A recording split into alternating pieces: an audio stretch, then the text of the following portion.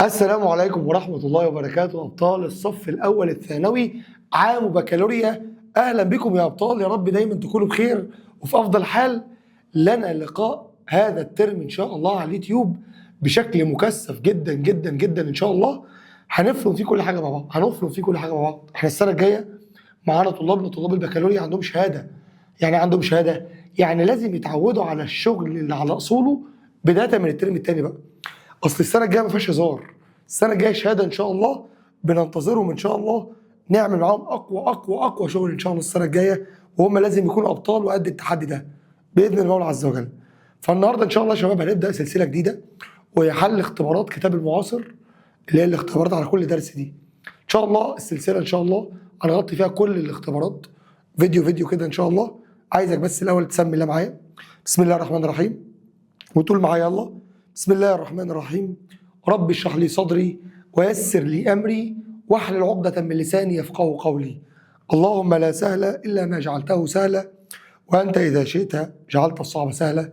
يلا يا أبطال نبدأ سلسلة قوية جدا نفرم فيها منهج الرياضة فرم إن شاء الله. يلا بينا. الاختبار التراكمي الأول عند حضرتك في الجبر، درس اللي هو تنظيم البيانات في مصفوفات. أول سؤال بيقول لك لو دي مصفوفة متماثلة فإن س. طبعا حضرتك عارف المصفوفة المتماثلة أنا بحدد على القطر الرئيسي، ودايما بقول له ده بيساوي ده، وده العنصر اللي في الصف الأول العمود الثالث هو العنصر اللي في الصف الثالث العمود الأول، فده هو ده. يعني س ناقص واحد بسالب واحد، وده بعكس الإشارة سالب واحد زائد واحد يبقى السين بصفر. خلصت المسألة. أول ما قال لك إن المصفوفة دي متماثلة قلت له يبقى س ناقص واحد ده بيساوي ده. س ناقص واحد بيساوي سالب واحد، وديت السالب واحد بعكس الإشارة موجب واحد يبقى السين بصفر. السؤال اللي بعديه بيقول لك ألف بيساوي ألف بيساوي ب مد. آدي الألف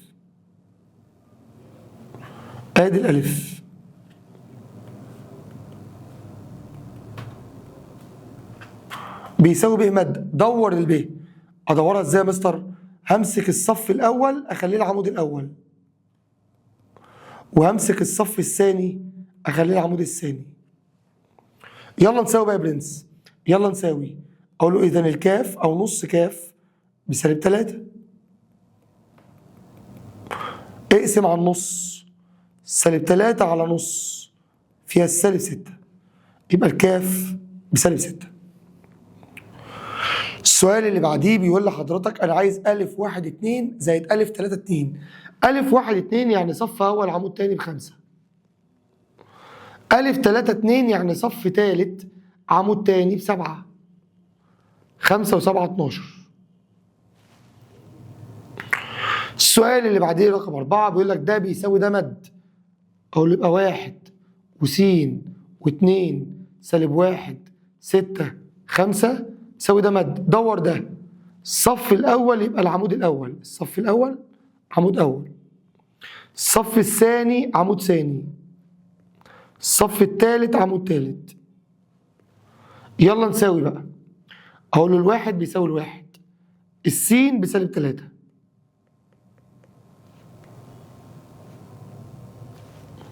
الاتنين بيساوي الاتنين، السالب 1 بسالب 1، الستة ب6، الصاد ب5.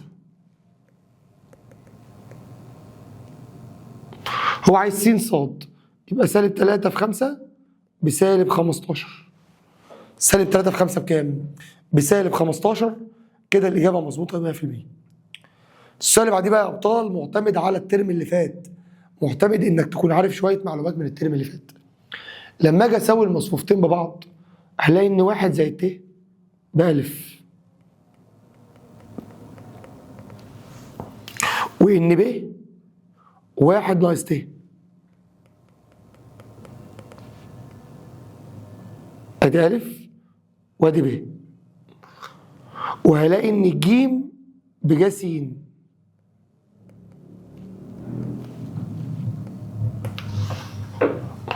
وهلاقي ان الدال بواحد اهي. الراجل قال لك ايه بقى؟ قال لك أ ب ج د بواحد. ادي أ وادي ب وادي ج وادي د، كل ده بواحد. خدت بالك عملت ايه؟ ادي أ ب ج د كل ده بواحد. واحد زائد ت في واحد ناقص ت، يلا نضربهم في بعض. واحد في واحد بواحد، موجب في سالب بسالب، ت في ت بت تربيع، في ج س في واحد بج س. فاكر معايا يا صديقي من الترم اللي فات ان الت تربيع بسالب واحد؟ ت تربيع بسالب واحد، فانا هشيل الت تربيع واحط سالب واحد. واحد ناقص سالب واحد، سالب في سالب بموجب. واحد زائد واحد اتنين، يبقى اتنين ج س بواحد. هقسم على الاتنين هنا وهنا، يبقى ج س بنص. الترم اللي فات برضه حساب مثلثات، شيفت ساين نص، هلاقي ان الزاويه الحاده ب 30 درجه. شيفت ساين نص، الاقي ان الزاويه الحاده ب 30 درجه.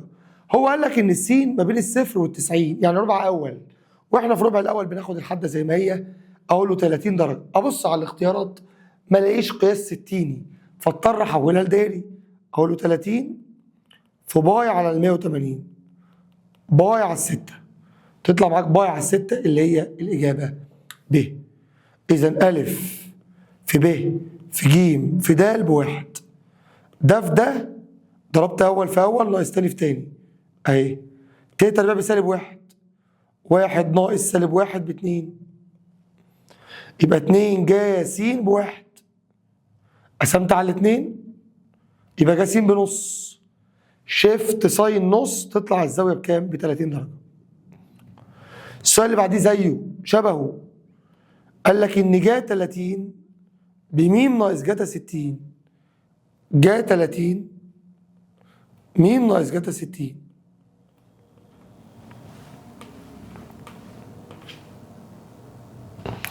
وان الواحد بيساوي واحد، وان الظا تربيع 60 تساوي ف زائد ق تربيع 45. الظا تربيع 60 ف زائد ق تربيع 45، والظا 45 نون زائد جتا تربيع 90. تعال نحسب بقى. جا 30 دي بنص، جتا 60 دي بنص، ودي النص بعكس الإشارة، يبقى نص زائد نص بميم، يبقى الميم بواحد. ظا تربيع 60 على الآلة بتلاتة تساوي ف. ق تربيع 45 دي باتنين. ازاي يا مستر احسب ق تربيع؟ بص يا برنس، اولا القا واحد على الجتا، فانا اقول له واحد القا ق تربيع واحد على جتا تربيع 45، تطلع معاك باتنين. ماشي، يبقى ق تربيع 45 باتنين، يبقى الف 3 ناقص 2 بواحد. ظا 45 اللي هي واحد على ظا واحد على تان 45 بواحد، تساوي نون جتا تربيع 90. جتا 90 بصفر، صفر تربيع بصفر، يعني النون بواحد. هو عايز ايه بقى؟ هو عايز ميم زائد ف، ادي الميم واحد زائد الف واحد ناقص النون برضه بواحد، يطلع الإجابة واحد. واحد زائد واحد ناقص واحد بواحد. السؤال اللي بعديه يا أبطال ليه علاقة برضه بالترم اللي فات، سؤال مهم جدا. تعالى الأول، أنا عندي تساوي مصفوفتين وده منهجنا في الترم التاني. الألف واحد زائد ت،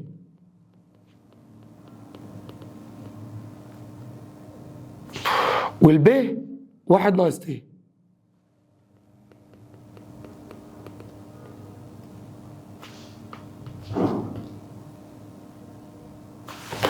والجيم بت،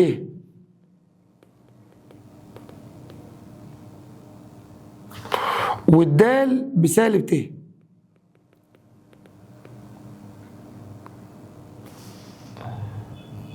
فإن المعادلة التي جذراها أ تربيع و2 د. يلا أجيب أ تربيع الأول. أقول له أ تربيع عبارة عن 1 زائد ت الكل تربيع. يا مستر الكلام ده احنا شفناه الترم اللي فات. 1 زائد ت الكل تربيع قوس تربيع مربع الأول مربع الثاني إشارة اللي في النص الأول في الثاني في 2 مربع الواحد بواحد مربع الت بت تربيع الأول في الثاني بت في 2 ب2 ت. إيه ده يا مستر؟ مش الت تربيع احنا خدناها الترم اللي فات بسالب 1 هتطير مع موجب 1 يبقى 2 ت. طب ما انت كنا قلنا الطلبة المميزة حافظاها من الترم اللي فات. 1 زائد ت الكل تربيع ده ب2 ت. طب ده أ تربيع. طب 2 د 2 في سالب ت ده الجذر الأول وده الجذر الثاني. طب مش انت كنت عارف من الترم اللي فات انك عشان تكون معادلة لازم تجيب مجموع الجذرين وحاصل ضربهم؟ مجموع الجذرين 2 ت زائد سالب 2 ت بصفر. طب ضرب الجذرين 2 ت في سالب 2 ت بسالب 4 ت تربيع. ت تربيع دي بسالب 1 سالب 4 في سالب 1 فيها كام؟ فيها 4. يلا نكون المعادلة. س تربيع ناقص مجموع الجذرين بصفر في س زائد حاصل ضرب الجذرين بيساوي صفر. طبعا يا رجالة صفر في أي حاجة بصفر يبقى س تربيع زائد 4 بيساوي صفر. هي دي المعادلة بتاعت حضرتك. س تربيع زائد 4 بيساوي كام؟ صفر. سؤال مهم جدا جدا جدا لازم تراجعه مرة كمان. السؤال اللي بعديه قال لك 2 س بيساوي ص مد. 2 س يعني نضرب الس في 2 أو 2 في س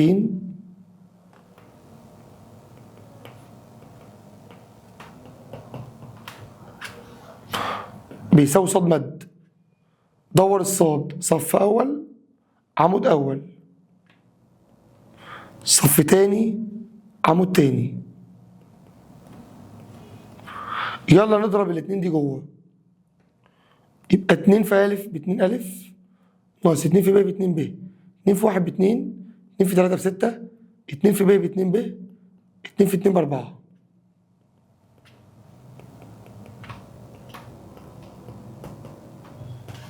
يلا نساوي الاتنين طبعا بتساوي الاتنين والستة بتساوي الستة. يلا نساوي دي 2 أ ناقص 2 ب بيساوي أ ناقص 6. تعالى اكتبها هنا كده 2 أ ناقص 2 ب بيساوي أ ناقص 6. تيجي ندخل أ دي بعكس الإشارة يبقى 2 أ ناقص أ ناقص 2 ب بسالب 6.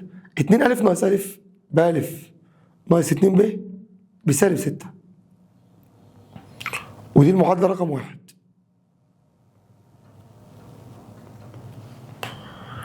طب يلا نساوي ده بده 2 ب ناقص 4 بيساوي 4 ناقص أ. تعال ندخل أ ده بعكس الإشارة ونخرج السالب 4 بره يبقى أ زائد 2 ب أ زائد 2 ب 4 و4 8. ودي المعادلة رقم 2. شايف المعادلتين دول لو قلنا بالحذف أو بالجمع مش ده هيطير مع ده. أ وأ 2 أ سالب 6 و8 فيها الاتنين اقسم على الاتنين يبقى الأ بواحد. عوض في أي حتة. تعالى نعوض هنا أقول له 1 زائد 2 ب ب8 ودي بعكس الإشارة يبقى 2 ب 8 ناقص 1 ب7. هو عايز 2 ب فأقول له أ بواحد زائد 2 ب 2 ب على بعضها ب7. 1 و7 كام؟ الإجابة هتكون 8. سؤال مهم جدا. واحد في الشتاء ولابس جاكيت وقاعد حران مش عارف ايه الحر ده. خليك انت معايا بس، خليك معايا. سؤال مهم قوي. انا سويت او الاول دورت، سويت 2 س بصاد مد، ضربت الاثنين في السين، وبعد كده سويت ده بده، كونت المعادله دي، سويت ده بده، كونت المعادله دي بالحذف، جبت الف، خدت الف عوضت ب هنا، جبت 2 ب، قمت بعوض هنا الف زائد 2 ب على طول. المصفوفه اللي قدامك دي على النصب كام في كام؟ صف في 3 اعمده. صف في 3 ايه؟ حتى كان اسمها مصفوفه صف، مصفوفه صف. السؤال اللي بعديه، اذا كانت اللي قدامك دي بتساوي 3 اي حيث اي مصفوفه وحده. واحد يقول لي مستر مش الاي ممكن تتكتب كده؟ وبرضه الاي ممكن تتكتب كده؟ اكتبها زي اللي فوق ولا زي اللي تحت؟ قال لك على حسب. طالما دي 2 في 2 يبقى دي كمان لازم تكون 2 في 2، لان المصفوفتين طالما بيساووا بعض يبقى هم على نفس النظم. الف ب ج د تساوي 3 في 1 0 0 1. 3 في 1 ب 3، 3 في 0 ب0، 3 في 0 ب0، 3 في 1 ب3. ساوي اقول له الف ب3 والب ب0 والجيم ب0 والدال ب3. انا عايز الف زائد ب زائد ج زائد د. 3 زائد 0 زائد 0 زائد 3 تطلع معاك ب6، الاجابه تكون 6. يعني بعد ما سوينا جبنا الالف والب والجيم والدال جمعتهم طلعوا 6. السؤال قبل الاخير بيقول لك الف مصفوفه على النظم ده 2 في 2 وكان الف س ص بيساوي س على ص. هو عايز الف 1 1. يلا نجيب الف 1 1. يبقى انا عوضت عن السين بواحد وعوضت عن الصاد بواحد. 1 على 1 فالواحد. طب الف 1 2 عوض عن السين بواحد والصاد ب2 نص. طب الف 2 1 عوض عن السين ب2 وعن الصاد بواحد. طب الف 2 2 عوض عن السين ب2 وعن الصاد ب2 تطلع بواحد. هو عايز ضربهم بقى، 1 في نص في 2 في 1 تطلع الإجابة معاك 1. إذا كانت نختم الاختبار الأولاني إن شاء الله بالمثال ده. بيقول لك إذا كان ألف زي ما أنت شايف كده فهي مما يأتي يكفي لإيجاد قيمة س. هو لو ألف بيساوي ألف مد هل أقدر أجيب قيمة س؟ لا بص يا مستر، هو معنى إن ألف بيساوي ألف مد يعني عملت كده ده معناه إن العين ب2 وإن النون ب5. فمعنى ان الف بيساوي الف مد ان هي متماثله، ده جاب لي العين وجاب لي النون ما جابليش السين، فدي غلط، فدي اكس. طب لو الف بسالب الف مد، والله يا مستر لو الف بسالب الف مد يبقى ساعتها يا مستر القطر الرئيسي كله بصفر، فساعتها السين دي بصفر، يبقى انا جبت السين كده، انا جبت السين وكمان جبت الصاد وجبت الميم، وكمان هجيب العين تبقى العين بسالب 2 والنون بسالب 5. ده يا مستر لو هي شبه متماثله، ما دي معناها شبه متماثله، انا اقدر اجيب كل حاجه. فبالتالي اللي يخليني اقدر اجيب قيمه س هو ده. اما القطريه كل عناصرها اصفار ما عدا القطر الرئيسي. هل دي كل عناصرها اصفار ما عدا القطر الرئيسي؟ هل ده بصفر؟ هل ده بصفر؟ هل ده بصفر؟ هل ده بصفر؟ هل ده بصفر؟ لا. فبالتالي الحاجه الوحيده اللي تخليني اقدر اجيب س كونها شبه متماثله. عشان الشبه متماثله كل عناصر القطر الرئيسي بكام؟ كل عناصر القطر الرئيسي بتساوي صفار. وبكده يا شباب نلتقي ان شاء الله في امتحان اخر ان شاء الله. الفيديو اللي تحت ده على طول. سلام.